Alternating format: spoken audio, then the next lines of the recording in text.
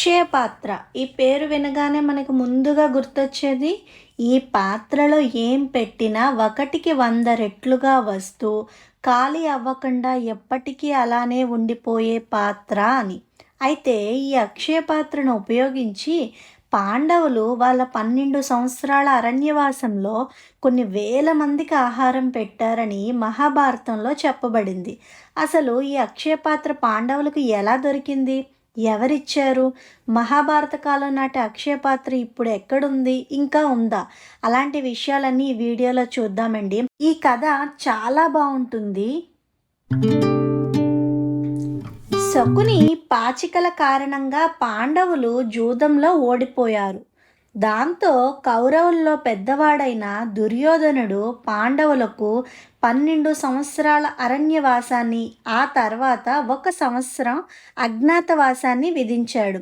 అజ్ఞాతవాసం అంటే ఏంటంటే వాళ్ళ ఐడెంటిటీ గుర్తింపు తెలియకుండా మారువేషాల్లో గడపడం అన్నది అజ్ఞాతవాసం.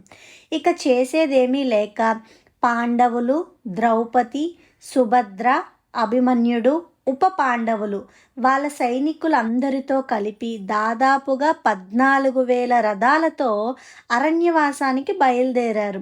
అయితే కౌరవుల పాలనలో ధర్మం లేని సామ్రాజ్యంలో మేము ఉండలేమని హస్తనాకు చెందిన 10,000 మంది బ్రాహ్మణులు మేము కూడా మీతో పాటు అరణ్యవాసం చేస్తానని బయలుదేరారు. అప్పుడు ధర్మరాజు, మీకు మాపై ఉన్న అభిమానాన్ని నేను అర్థం చేసుకోగలను, కానీ మీరు మాతో పాటు అరణ్యానికి వస్తే అక్కడ దొరికే వేర్లు కందమూలాలు తినలేక చాలా ఇబ్బంది పడాల్సి వస్తుంది. అందుకే మీరు ఇక్కడే ఆగిపోండి అని నచ్చ చెప్పటానికి ప్రయత్నిస్తాడు. అప్పుడు బ్రాహ్మణులు, అన్యాయమైన పాలనలో మేము నివసించడం అసాధ్యమని, ఎంత కష్టమైనా మీతో పాటే మేము కూడా అరణ్యవాసం చేస్తామని, అవసరమైతే మా తిండి మేమే సంపాదించుకుంటామని వాదించి పాండవులు ఎంత చెప్పినా వినకుండా అరణ్యవాసానికి బయలుదేరారు.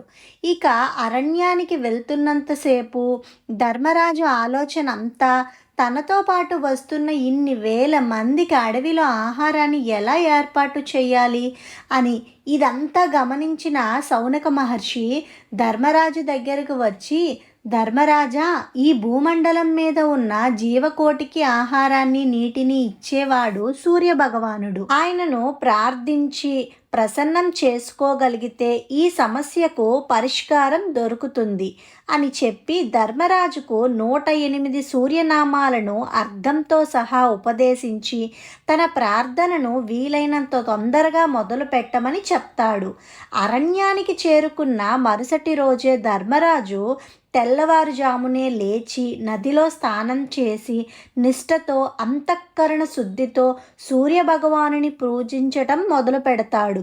కొద్దిసేపటి తర్వాత సూర్యభగవానుడు ప్రత్యక్షమై ధర్మరాజుకు ఒక రాగి పాత్రను ఇచ్చి, ధర్మరాజా, ఈ 12 ఏళ్ల అరణ్యవాసంలో మీకు అడవిలో దొరికే కూరగాయలను ద్రౌపది చేత వండించి ఎంతమందికి వడ్డించినా ఈ పాత్ర ఖాళీ అవ్వదు అని చెప్తాడు. కాకపోతే ఎవరైనా ఏ సమయంలో అయినా ఈ అక్షయ పాత్రను పూర్తిగా కడిగేసి బోర్లిస్తే మాత్రం ఇక ఆ రోజుకి అది పనిచేయటం ఆగిపోతుంది అని చెప్పి అక్కడ నుండి సూర్యభగవానుడు వెళ్ళిపోతాడు. ఇక ఆ రోజు నుండి పాండవులకు, వారితో పాటు అడవికి వెళ్ళిన కొన్ని వేల మందికి ఈ అక్షయ పాత్ర ఏ లోటు లేకుండా ఆకలిని తీర్చింది. అయితే మహాభారత కాలం నాటి అక్షయ పాత్ర ఇప్పటికీ మన భారతదేశంలో ఉందా? ఒకవేళ ఉంటే ఎక్కడ ఉంది అన్న విషయాన్ని ఇప్పుడు తెలుసుకుందాం. ద్వాపర యుగంలో భీమసేనుడు వాయుదేవుడి అంశతో పుట్టినవాడు. ఆ విషయం అందరికీ తెలిసిందే. అయితే అదే వాయుదేవుడి అంశతో కలియుగంలో పుట్టిన వారే మధ్వాచార్యులు గారు.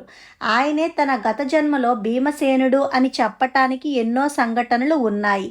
అందులో ఒక ఆసక్తికరమైన సంఘటన గురించి ఇప్పుడు తెలుసుకుందాం. ఒకరోజు మధ్వాచార్యులు గారు తన శిష్యులతో కలిసి ద్వాపర యుగంలో కురుక్షేత్రం జరిగిన ప్రదేశమైన ఇప్పటి హర్యానాకు వెళ్ళారు.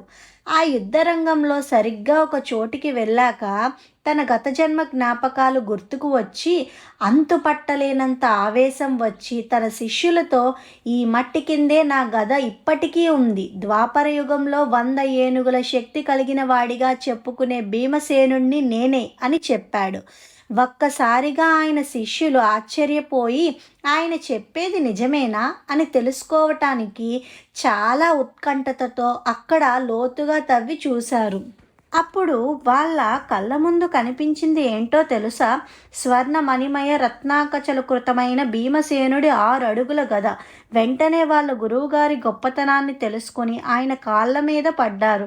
అప్పుడు మధ్వాచార్యులు గారు ఇది ఎవరికంటా పడకుండా ఇక్కడే తిరిగి పాతేయమని ఆజ్ఞాపించి అక్కడి నుండి వెళ్ళిపోయారు.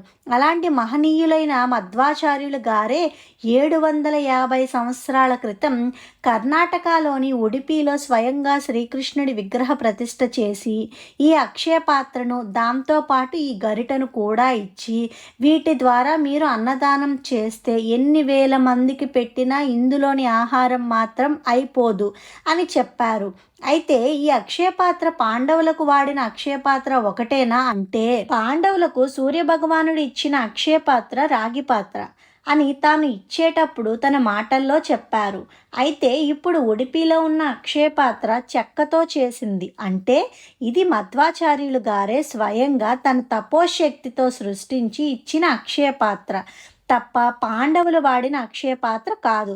మరి అది ఇది ఒకటి కానప్పుడు ఈ అక్షయ పాత్రకు అటువంటి శక్తి ఉందా అంటే ఉంది. ఎందుకంటే ఉడిపిలో ఇప్పటికీ వాళ్ళు వండిన అన్నాన్ని ఒక పాత్రలో ఉంచి ఈ అక్షయ పాత్ర గరిటతో తాకించిన తర్వాత మధ్వాచార్యులు గారు చెప్పిన విధంగా ఎన్ని వేల మందికి పెట్టినా ఇందులోని భోజనం సరిపోతుంది అని మాత్రం అంటూ ఉంటారు. అందుకే గత 750 సంవత్సరాలుగా ఎటువంటి అంతరాయం లేకుండా ఉడిపిలో నిత్య అన్నదానం చేస్తున్నారు. ఇదండి అక్షయ పాత్ర కోసం ఈ వీడియోలో చాలా విషయాలు తెలుసుకున్నాం కదా. ఈ వీడియో కనుక మీకు నచ్చినట్లయితే మీరు ఒక లైక్ చేయండి. మీరు చేసే ఒక లైక్ వల్ల ఈ వీడియో చాలా మందికి వెళ్తుంది, తెలియని వాళ్ళు కూడా తెలుసుకుంటారు. అలాగే సబ్స్క్రైబ్ చేసి సపోర్ట్ చేయండి.